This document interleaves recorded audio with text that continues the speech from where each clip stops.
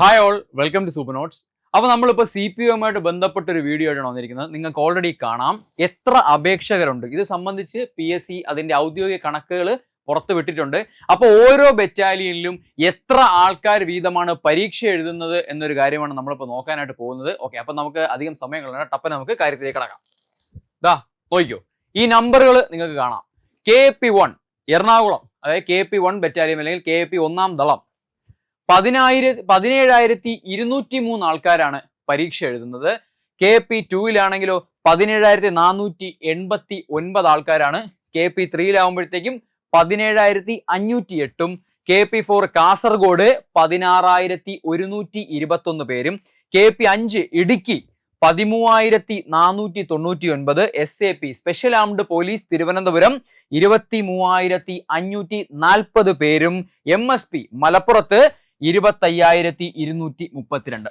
നിങ്ങൾക്ക് ഓൾറെഡി കാണുമ്പോൾ അറിയാം ഏറ്റവും കൂടുതൽ അപേക്ഷകരുള്ളത് MSP-യിലാണ്, മലബാർ സ്പെഷ്യൽ പോലീസ്. നമ്മൾ മലബാർ കലാപം പഠിക്കുമ്പോൾ ഉൾപ്പെടെ പഠിക്കുന്നതാണ് MSP. ആദ്യത്തെ കമാൻഡന്റ് ഹിച്ച്കോക്ക് എല്ലാം നമ്മൾ പഠിക്കുന്നതാണ്. അവിടെ നോക്ക് 25,232. നമുക്ക് കട്ട് ഓഫുകൾ വെറുതെ ഒന്ന് പരിശോധിക്കുമ്പോഴത്തേക്ക് MSP-യിൽ ഇപ്രാവശ്യം വന്ന കട്ട് ഓഫ് എന്ന് പറയുന്നത് 51 മാർക്കായിരുന്നു.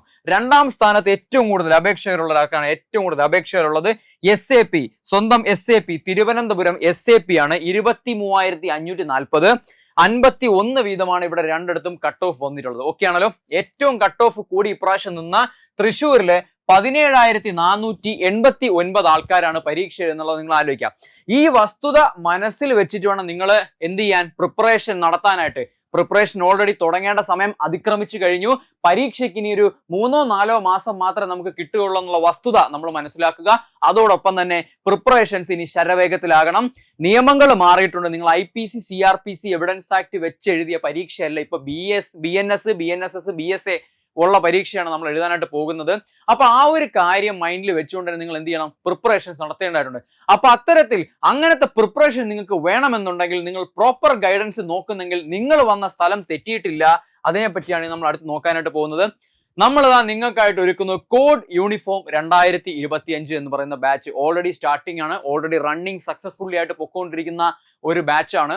കാരണം നമ്മൾ ഏറ്റവും പുതിയ നിയമങ്ങളായ BNS-ന്റെയും BNSS-ന്റെയും BSA-യുടെയും ബേറാക്റ്റുകൾ ഉപയോഗിച്ചുകൊണ്ട് തന്നെ ബാക്കിയുള്ള എല്ലാ നിയമങ്ങളും അതത് ആക്റ്റുകൾ ഉപയോഗിച്ചുകൊണ്ട് മാർക്കറ്റിൽ ഉള്ള യാതൊരു പ്രസിദ്ധീകരണങ്ങളെയും ആശ്രയിക്കാതെ എന്താണോ കേരള പോലീസിൽ ഈ നിയമങ്ങൾ വെച്ച് നടക്കുന്നത്, അല്ലെങ്കിൽ എന്തൊക്കെ നിയമ നടപടികളാണ് അവർ നടത്തുന്നത്, അതെല്ലാം ഉൾക്കൊണ്ട് തന്നെ അത്തരത്തിൽ ചോദ്യങ്ങൾ ഏത് രീതിയിൽ വേണോ വരാം. മദർ ആക്ട് ഉപയോഗിച്ച് പഠിക്കുമ്പോൾ ആ ചോദ്യങ്ങളൊക്കെ നമ്മൾ ക്രാക്ക് ചെയ്യും. ആ രീതിയിൽ തന്നെയാണ് നമ്മൾ എന്ത് ചെയ്യുന്നത്, നമ്മുടെ ബാച്ച് നമ്മൾ മുന്നോട്ട് കൊണ്ടുവന്നുകൊണ്ടിരിക്കുന്നത്. നിങ്ങൾക്ക് ഓൾറെഡി കാണാം, 3,299 മാത്രമാണ് നമുക്ക് ബാച്ചിന്റെ ഫീസായിട്ട് വരുന്നത്. CPO മാത്രമല്ല, സ്ക്രീനിൽ കാണാം CPO, CEO, WCO, പിന്നെ ബീറ്റ്, ഫയർമാൻ, ഫയർവുമൺ, APO, പിന്നെ WAPO, woman assistant present officer മുതലായ പരീക്ഷകൾക്കെല്ലാം IRB ഉണ്ട്. മുതലായ പരീക്ഷകൾക്കെല്ലാം നിങ്ങളെ തയ്യാറെടുപ്പിക്കുന്ന സമഗ്രമായ ഒരു കോഴ്സാണ് കോഡ് യൂണിഫോം 2025. ഈ ഒരു പാക്കേജിൽ ഒറ്റത്തവണ ഫീസിൽ ഇത്രയേറെ എക്സാംസ് നിങ്ങൾക്ക് കൃത്യമായിട്ട് എന്ത് ചെയ്യാൻ പറ്റും, ക്രാക്ക് ചെയ്യാൻ സാധിക്കും. അപ്പൊ ഇനി ഒട്ടും വൈകണ്ട, നമുക്കിനി ചിന്തിച്ചു നിൽക്കാൻ സമയമില്ല. എത്രയും പെട്ടെന്ന് ബാച്ചിലേക്ക് വരിക. എല്ലാവരെയും ബാച്ചിലേക്ക് സ്വാഗതം ചെയ്യുന്നു. അപ്പൊ നമുക്ക് വരുന്ന വീഡിയോസുമായിട്ട് CPM-ആയിട്ട് ബന്ധപ്പെട്ട എല്ലാ അപ്ഡേഷൻസും നിങ്ങൾക്ക് ഇവിടെ കിട്ടും. അപ്പൊ വരുന്ന വീഡിയോസായിട്ട് നമുക്ക് കാണാം. ഓക്കെ, അപ്പം നമുക്ക് എന്ത് ചെയ്യാം, പ്രിപ്പറേഷൻ നന്നായിട്ട് നമുക്ക് മുന്നോട്ട് കൊണ്ടുപോകാം. Okay, all the best.